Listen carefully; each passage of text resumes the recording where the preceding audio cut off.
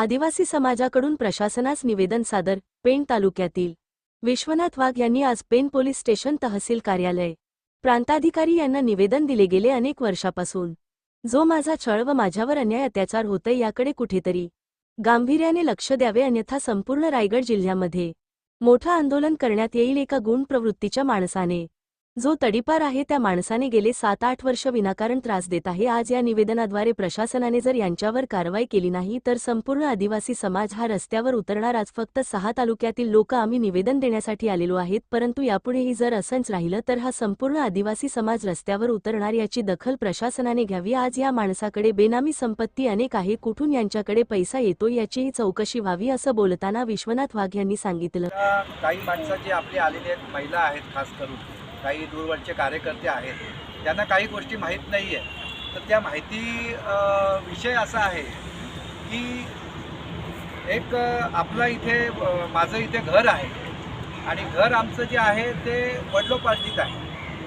वडलोपार्जित म्हणजे आमच्या अनेक पिढ्या त्या घरामध्ये गेलेल्या आहेत. तर त्यातली जी जागा आहे ती 2 गुंठे घराची जागा आहे, ती माझ्या नावावर आहे आणि 12 गुंठे जागा आहे त्याचा मी दंड भरलेला आहे आणि माझ्याकडे शासनाने मान्यता पण दिलेली आहे की बाबा ह्या जागेचा दंड भरून 1 नोंद घेऊन त्याची त्यांनी माझी 1 नोंद करून त्याची शासकीय मान्यता देऊन मंत्री महोदयांनी, महसूल मंत्री महोदयांनी शासनाला आदेश दिले की सदर व्यक्तीचा 28/11/1991 नुसार ही जागा कायदेशीर ह्या वाघ या व्यक्तीची आहे. आता माझं नाव विश्वास वाघ आहे, तर माझ्या लाभामध्ये ती जागा त्यांनी आदेश दिलेला आहे.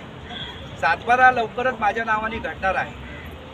तर ह्या परिस्थितीमध्ये आज 9 वर्षापासून आमच्या इथे राहणारा पेण तालुक्यातला एक इसम आहे, ज्याचा नाव आमोद मुंडे आणि त्याचा दुसरा जो एक त्याचा साथीदार आहे तो आहे नागेश सुर्वे. तर ही 2 माणसं आज 9 वर्षापासून माझ्यावर विनाकारण अर्ज करत आहे. माझी त्यांच्याशी काही ओळख नाही, मी त्यांच्याशी माझा काही संबंध नाही, कुठलंही माझं घेणं देणं नाही, माझा काही व्यवहार नाही. तर ह्या पद्धतीत त्यांनी नुसते अर्ज करून मला शासनाच्या असंख्य नोटिशी आलेल्या आहेत. मी राहतो नगरपालिकेच्या हद्दीमध्ये. नगरपालिकेने मला 30 दिवसाच्या आत घर मोडून टाका अशा सूचना, अशा नोटिशी मला पाठवलेल्या आहेत. या उपविभागीय अधिकारी प्रांतसाहेब यांनी सुद्धा आता एक नगरपालिकेला पत्र काढलेलं आहे की माझ्या इथे बांधलेलं शेजाऱ्यांनी, म्हणजे माझे जे लगत कब्जेदार आहेत त्यांनी आणि आम्ही एकत्र मिळून ते बांधलेलं एक कंपाऊंड आहे, दगडी कंपाऊंड, ते सुद्धा आता त्याच्यावर कारवाई करण्याच्या सूचना पण दिलेल्या आहेत. शासनाला माझा प्रश्न असा होता की एका जागेवर, एका सर्वे नंबरवर आणि एका व्यक्तीवर तुम्ही किती वेळा कारवाई कराल? आज महिन्यातून 2 महिन्यातून स्थळ पाहणी, पंचनामा करायला तलाठी, सर्कल सतत येत असतात. म्हणजे जसा तो घर बांधून आपण काहीतरी गुन्हा केला आहे, तर त्यांचं म्हणणं आहे की हे घर पाडून टाका. म्हणजे तो माणूस काय म्हणतोय तर त्याला आम्ही सोडू, आम्ही अर्ज करणं बंद करू, परंतु त्याने आम्हाला काहीतरी पैसे द्यायला पाहिजेत. आणि त्याचा जो पेणमधला रेकॉर्ड आहे तर त्या माणसावर खंडणी, ब्लॅकमेल, मारामारी, महिलांचे गैरवर्तन असे 7-8 गुन्हे त्याच्यावर दाखल आहेत. ते मी आता आणलेले आहेत आणि ते पोलिसांकडेच दाखल आहेत. आणि तो माणूस माहितीच्या अधिकाराखाली आज ह्या अधिकाऱ्यांना पण त्यांनी वेठीस धरलेला आहे आणि आज आमच्यासारख्या गोरगरिबांना पण त्यांनी वेठीस धरलेला आहे. तो आदिवासी समाजाचा तो का द्वेष करतो हे मला अजून कळलेलं नाही. त्यांनी आदिवासींच्या जमिनी हडप केल्यात, त्यांनी तिथे बंगला बांधला आहे आदिवासींच्या जागेमध्ये, ते चालतो. आणि आदिवासींनी स्वतःच्या जागेमध्ये जर काही घर बांधलं तर तुम्ही मोडण्याच्या नोटिशा पाठवता. म्हणजे हा आदिवासींच्या बद्दल तुमचा जो द्वेष आहे, राग आहे, हा का आहे याचं कारण मला काही समजत नाही आहे.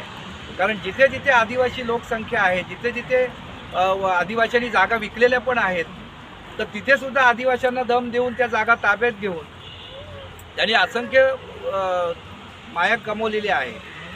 तर हा त्याचा जो इतिहास आहे तो त्याचा त्याला लख लाभ लाभो. परंतु आमच्यावर काही संबंध नसताना तुम्ही जे आमच्यावर जे काही अन्याय करताय आणि शासन त्याला पाठीशी घालतंय, तर याच्या विरोधात निवेदन देण्यासाठी आज आपण सगळे जमलेलो आहोत. राष्ट्र माझा लाईव्ह न्यूजसाठी संजय गायकवाड, पेण, रायगड. च्या घडामोडी जाणून घेण्यासाठी राष्ट्र माझा लाईव्ह न्यूज चॅनलला सबस्क्राईब व लाईक करा.